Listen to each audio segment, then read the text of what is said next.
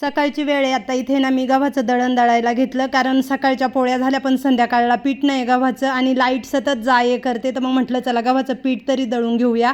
ही आहे शेतामधली ताजी ताजी माठ भाजी. आम्हाला वानोळा आलेला आहे, तर मग म्हटलं आता मी यांचं आहे ना कपाट आवरायला काढले. तर सर्व ड्रेस कपाटामधून बाहेर काढले आणि व्यवस्थित सर्व कपाट स्वच्छ पुसून घेतलं. आणि मी तुम्हाला दाखवते का यांचे ड्रेस मी कशा पद्धतीने कपाटामध्ये ठेवते. खूप सोपी आणि छान पद्धत आहे. का असे अँगल घ्यायचे, अँगलमध्ये पॅन्ट अटकवायची, पॅन्टला एक चिमटा लावायचा आणि वरतून शर्ट अटकवायचा.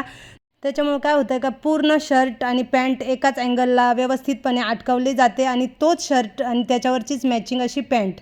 मग ते पॅन्ट आहे ना इकडच्या तिकडं हलतसुद्धा नाही, कारण आपण त्याला चिमटा लावलेला असतो. आणि जेव्हा कधी ड्रेस घालायचा असला का जो शर्ट आपल्याला घालायचा आहे का त्याच्यामध्ये ती पॅन्ट आहे शर्टवरची.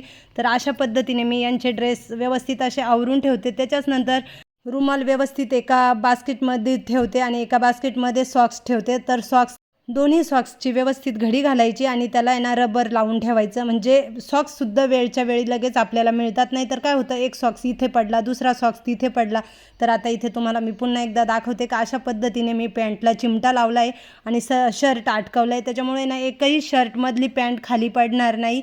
त्याच्याच नंतर दुसऱ्या ड्रावरला रुमाल आणि सॉक्स ठेवलेले आहे.